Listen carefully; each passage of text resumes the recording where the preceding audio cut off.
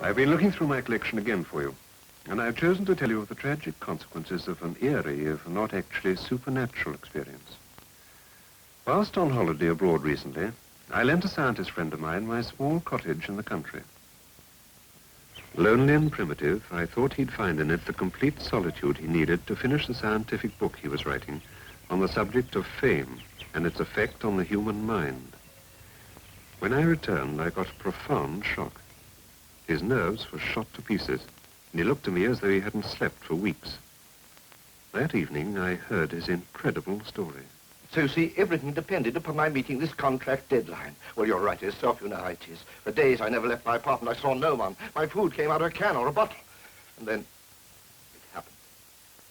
One night I woke up feeling something was wrong. It was. All my work was a shambles. My writing materials were flung about, my papers torn and scattered everywhere. But then came the worst shock. The apartment door was still bolted and the windows latched.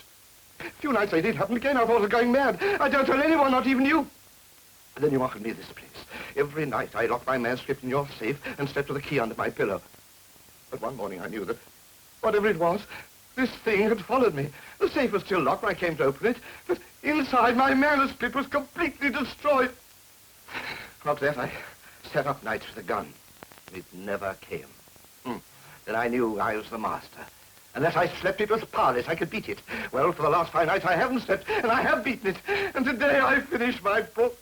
Oh, do you know how good it is to have you here? Because I must sleep. Tonight, you'll watch for me, won't you? You will, won't you? It won't come if you watch. In the early hours of the morning, as I finished his manuscripts, I knew I had in my hands a work of near genius, a work that would bring him worldwide fame. So absorbed had I been that I'd all but forgotten the reason for my solitary vigil. I was soon to be reminded.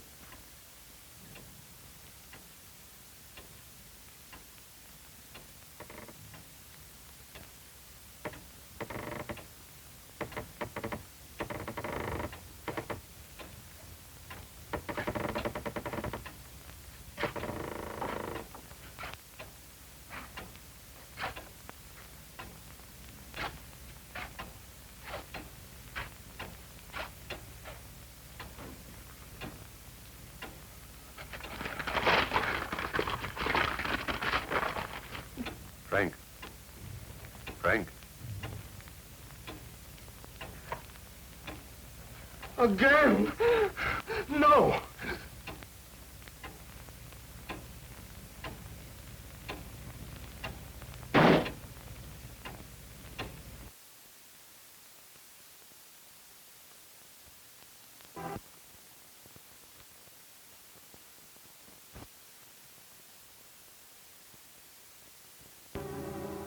I've been looking through my collection again for you, and this time it brings me to something which holds unhappy memories for me.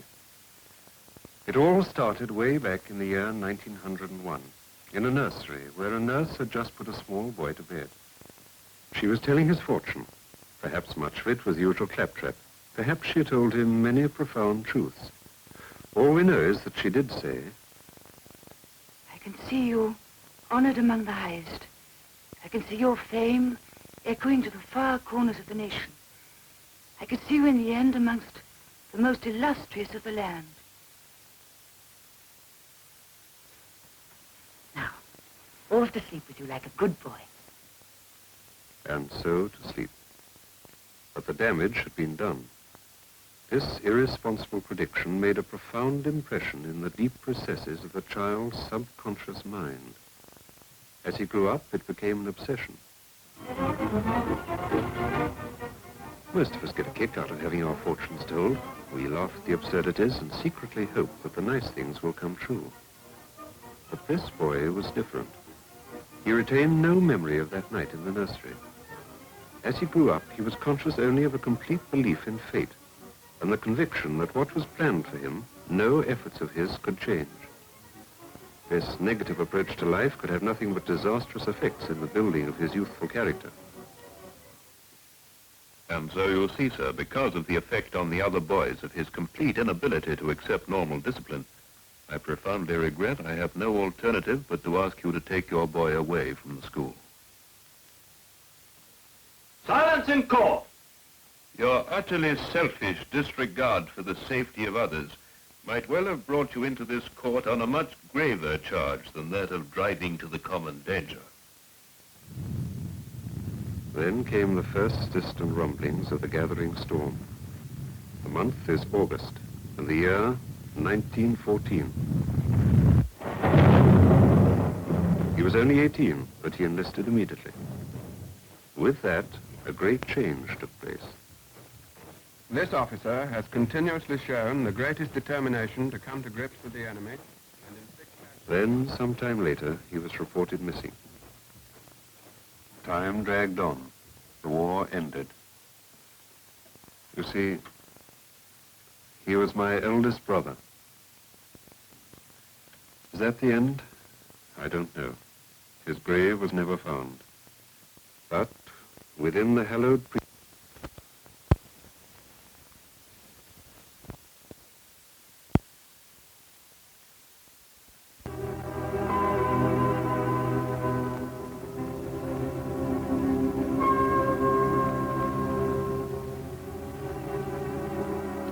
I've been looking through my collection again for you, and I've chosen to tell you of an event which happened in Scotland. Nowhere in the world is there the kind of fishing I like, so perfectly complemented by climate and scenery as in Scotland. Personally, I know of nothing more calculated to restore jaded nerves than the solitude of a trout stream, and of course a bed in an inn, owned by an old friend of mine, who gave up the unequal struggle for existence in the city for peace, good food, and the companionship of his native highlands. As I was cycling back to his place one evening after a day's fishing, I was stopped by a car of the town and country variety. As it pulled up, I remember noticing a strange and complicated antenna on the roof. A foreign-looking man who leant out of the window spoke with a strong accent. Could you tell me, please, if we are on the right road to Mardika? Yes, you're right. But it's pretty treacherous if you don't know the road. You're liable to get fog up there at this time of the year, and it'll be dark in an hour or so. Thank you. We shall take care.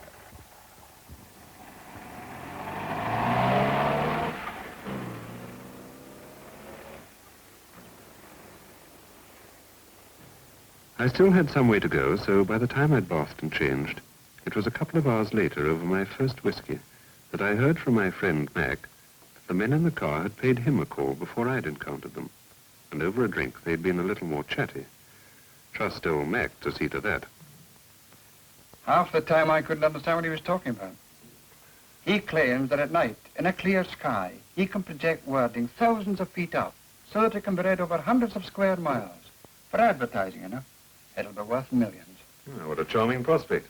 Instead of the stars, Dr. So-and-so's backache pills scrawled over your head all night. Mark! Mark! He's coming! He's coming! Save yourselves! Mrs. McIntosh! Mrs. McIntosh! Mrs. McIntosh! Come here, Mac.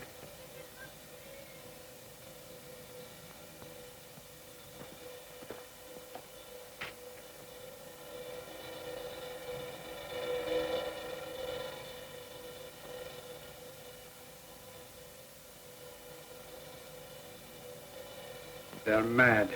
What a silly fool trick to play. They've panicked the whole district.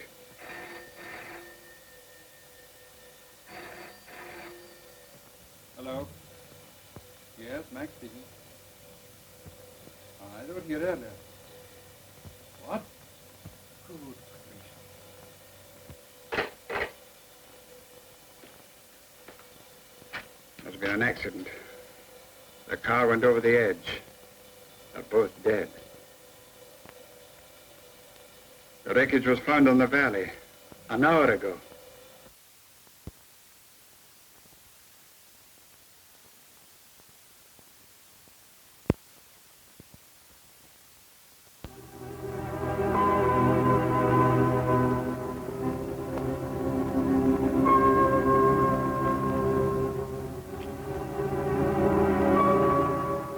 I've been looking through my collection again for you, and I've chosen to tell you of an incident which happened to me quite recently. I was traveling from London in the world's first all-jet airliner.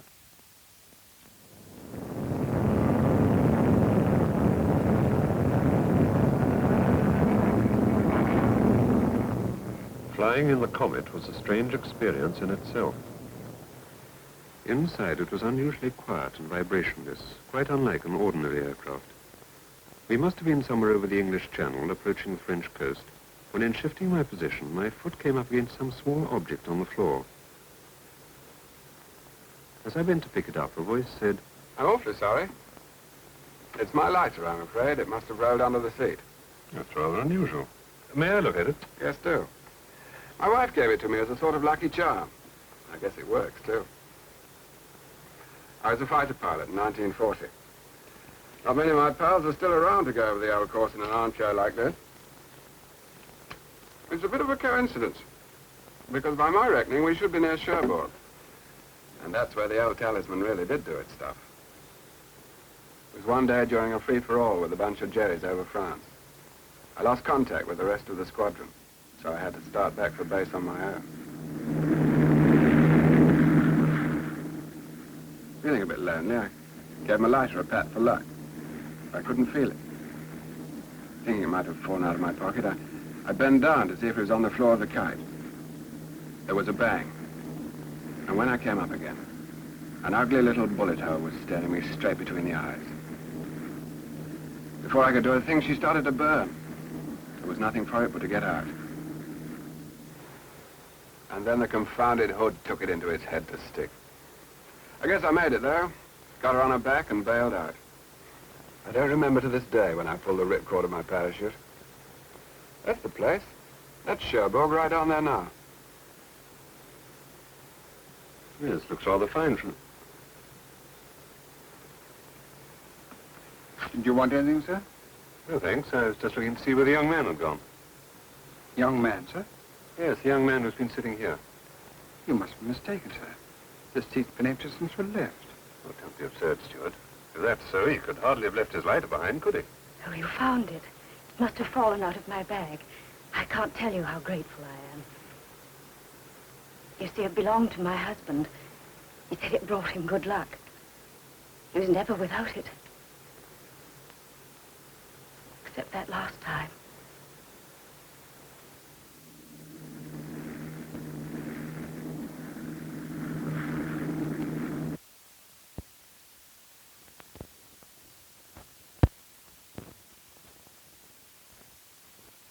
Staying the night in the country with my old friend Dr. Mather, we got talking after dinner about lucky charms. I'm not superstitious myself, but the doctor's daughter, Rose, definitely was. I wouldn't be without him for worlds. Most of them are just quaint, but I've proved him. Yeah, he's a funny little chap. I'd never make a decision without him. But, it isn't healthy trusting in objects like that. Oh, quite an innocent feeling, Philip. Far better than many of your old tonics, Daddy. Anyway, I'm taking him with me to my interview tomorrow. Nice contract you're after, isn't it? Oh, rather. Just my cup of tea. Illustrating a children's book. And this little chap's going to help me to get it. Nonsense. Well, I'm going to bed now. I want to be fresh in the morning. So I'll leave you two old cronies to gossip. Good night. Good night. Good night, my unimaginative one. Oh, get along with you.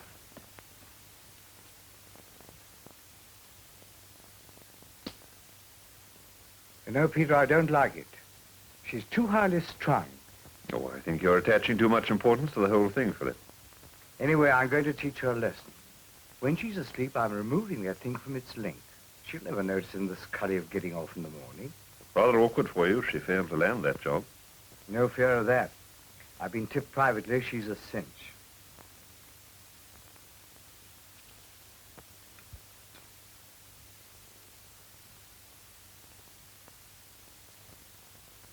Hurry up, Rose. You'll be late. Just ready. Goodbye, Daddy. Bye, darling. All the best, my dear. One can but hope. Oh, What's the matter? he's missing. My little charm. Nonsense. But he is, look. Well, you can't stop the search now. It's bound to turn up. But I'm not going without him. Don't be ridiculous. You'll miss your train. It's gone 9 already. But, Father. Rose, will you please go at once?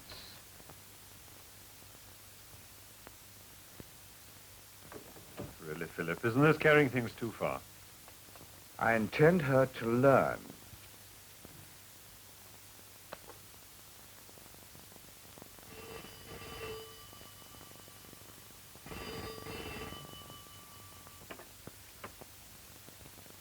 Dr. Mather's house? Yes.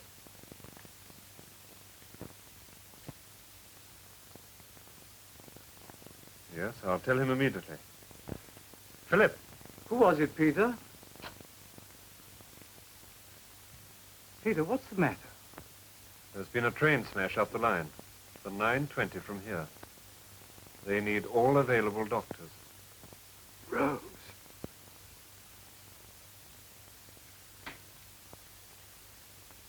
Rose! I'm sorry, Daddy. Don't be angry. I didn't catch the train. Something would have been bound to go wrong without my little charm.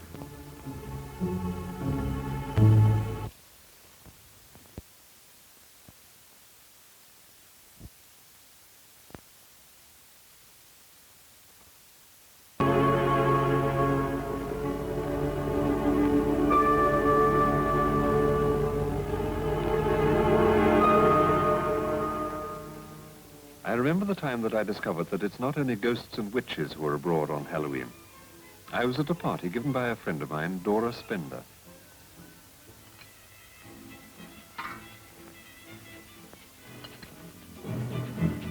Hello, Peter. You feeling all right? Quite, thanks, Dora. That's bad. You must be bored. I'll confess I couldn't face bobbing for apples. Cigarette? Thank you. What a beautiful case. The fruits of an unexpected windfall. Well, take care of it. Most opulent. Oh, I only trust the fool's going to last the evening out. More turned up than I bargained for. So typical of children to shower invitations like snowflakes and then forget who's coming. You spoil them.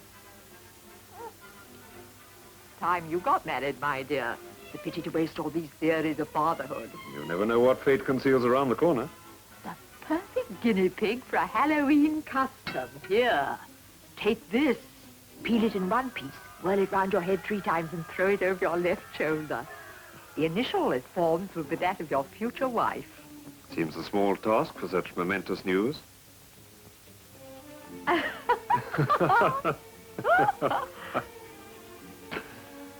Looks most like a Q.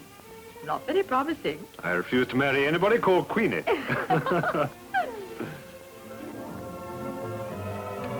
Oh, I'm terribly sorry. Don't run away. You looking for someone? Well, no. I wanted another of those delicious sandwiches. Sounds terribly greedy. Rather like raiding the school larder. I'm glad you like them. Thank you. What's your name, my dear? I get so dreadfully mixed with all you young folks. It's rather unusual. Querella. Spelled with a Q. Yes. Q-U-E-R.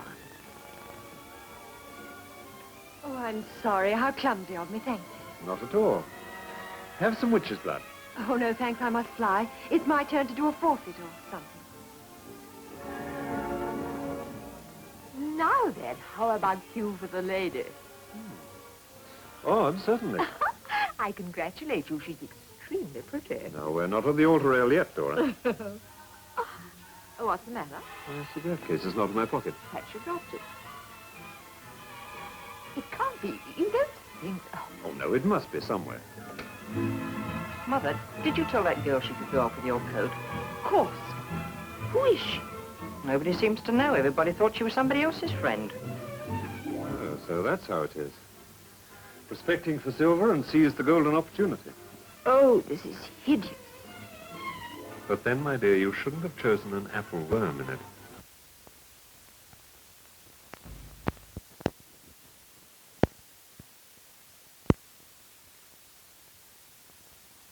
When I start a new book, I usually retire to my small cottage in the country.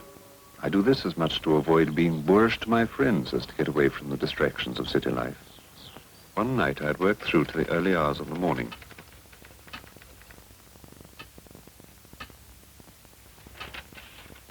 I had just finished when it happened.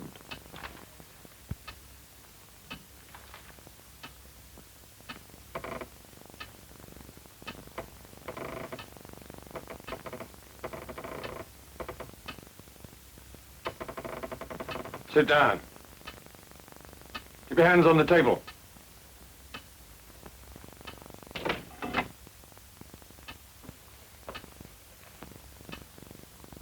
I want the keys to that.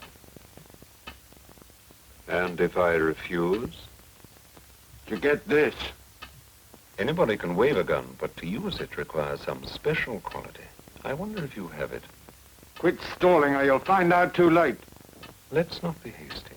You know, the moment you pull that trigger, my troubles end and yours begin. You'll be a murderer.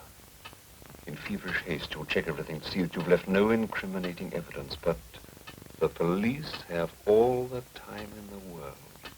The bullet, the experts know, can be used to identify the gun. Yes, the weapon is always a problem. So is the corpse. Then there is the motive. Reasons for killing have brought more men to the gallows than any other single factor.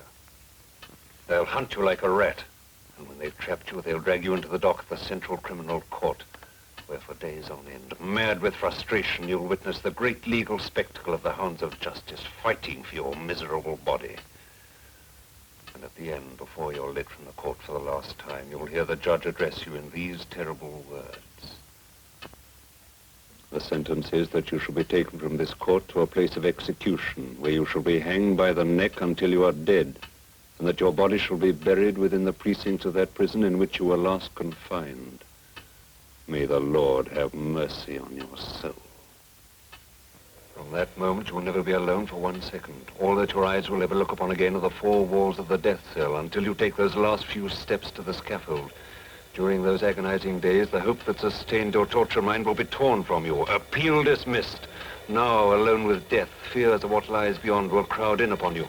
Then one morning they come, your arms are bound, your eyes blindfold, never to see again. A few short steps, and the trap between you and eternity lies beneath your feet.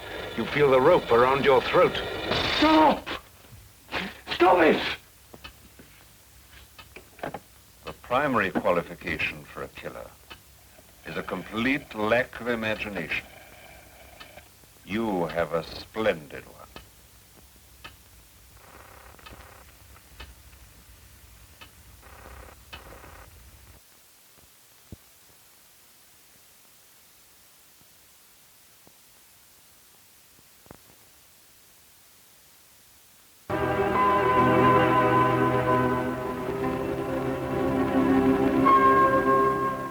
There's an odd character that I know, a professional pickpocket. His name is Chippy Griggs, and I find him a useful contact when I'm looking for local color in London's underworld. When I met him on this particular occasion, he'd only that morning been released from prison, and he was feeling very much aggrieved. I was down on the Thames embankment one night. I had an eye open for business, like, when a strange-looking guy comes up. My friend, you can help me to save civilization. Eh? I have it all. Here. I am a genius. All I want is power, my friend, power. And, but for one thing, I could have power. Power to cure the ills of this wicked world in which we are condemned to live. All right, mate, all right. Turn it up. I'm only... Here, my friend, take this £5 note, and you shall be my host for dinner. Ah, I see that I've impressed you. Obviously, you are one of the intelligentsia. I shall tell you all the secrets that I keep in here. Well, you asked for it. Where do we go? To the Blue Lagoon. As I was saying, my friend, there's only one thing stands between me and my crusade. It'll do, my man. Let us eat, my friend. What is this thing, you ask? I'll tell you. My name is Bilk. Hector Bilk. How can even a genius be hailed as a leader with a name like Bilk? Now, if only I'd been born with a name like Steele, or Masters, or Churchill. Change my name, you say? Ah, my friend, a great leader has no secrets. The truth would be discovered. I'm not eating very well. I'll have that. Some more wine, my friend. Eat, drink, and be merry. For tomorrow, we rule the world. A very excellent meal, my friend. Worthy of even my genius. And now, if you'll excuse me for a few minutes, I must telephone one of my associates. Would you care to pay the bill now, sir? Oh, can't you wait till my mate comes back? He's only gone to phone. Gentleman does not usually take his coat and hat when he wants to telephone, sir. Oh.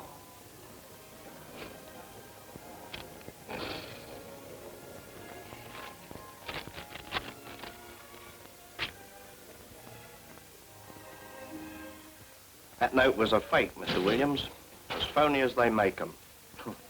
I could draw a better one myself in 10 minutes. I thought he ate a bit hearty for a genius. And the police didn't believe his story, is that it, Chippy? Well, I didn't stand a chance. His wallet was full of them. Can you imagine my shame? Me, a professional pickpocket, serving a sentence for passing phony money.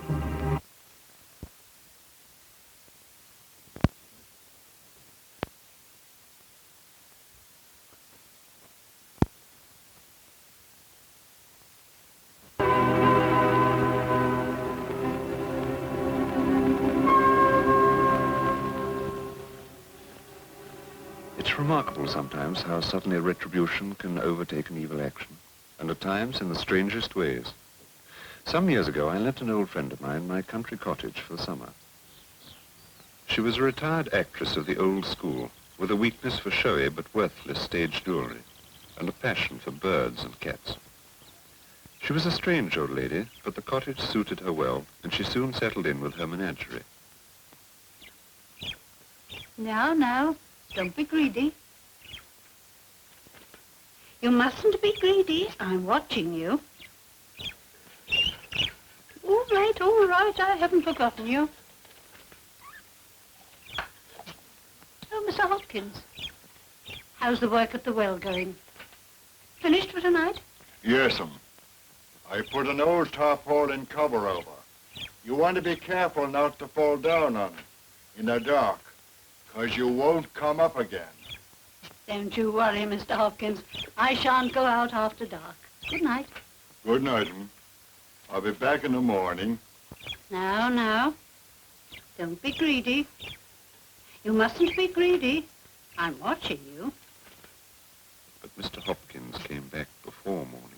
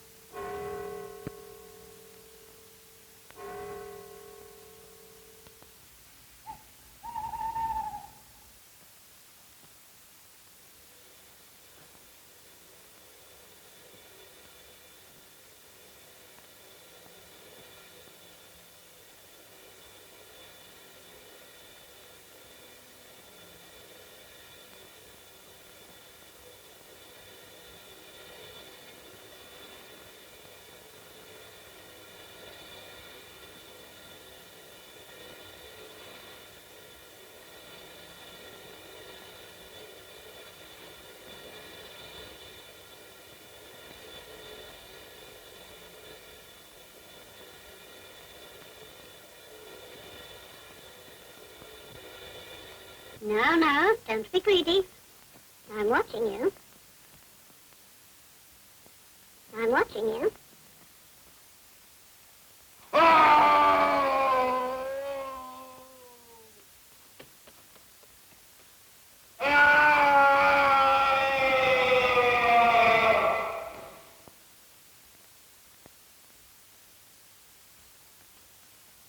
Now, don't be greedy. You mustn't be greedy. I'm watching you.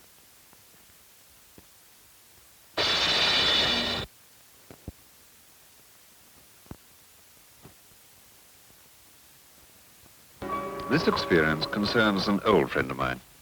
He had been many things in his life, an explorer and a big game hunter, to mention only two. But above all, he was an inveterate gambler. And in later years had amassed a considerable fortune from speculation, bringing in retirement the comforts and luxuries of a wealthy man.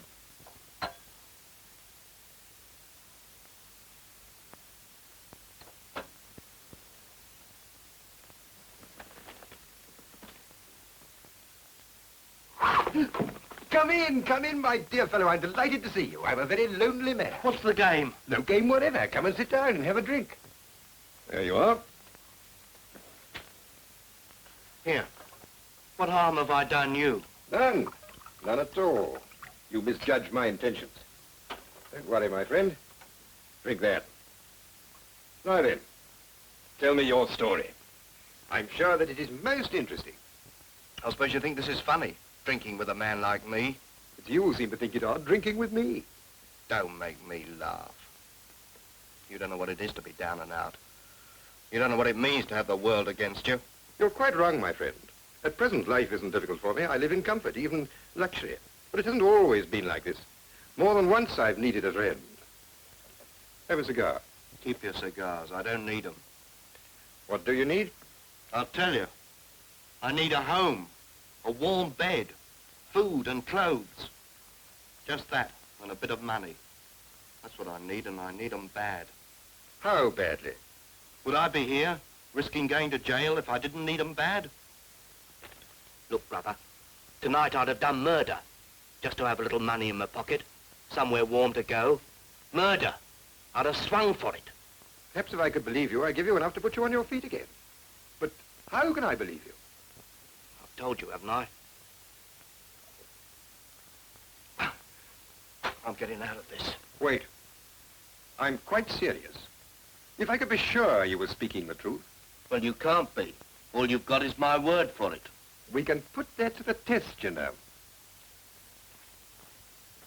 You said you were prepared to gamble your life for a little food, a little warmth. I can give you those things. And I think I should if I was certain that you needed them so desperately and were not just a common crook. Very well, you can prove it to me. Here are £2,000. Go on, take them. But don't try anything. The bank has got the number of them all. I have loaded this revolver with one bullet. If you are really prepared to stake your life against that money, you'll put this to your head and you will pull the trigger twice. The odds against it going off are very much in your favor. £2,000, if you really need it.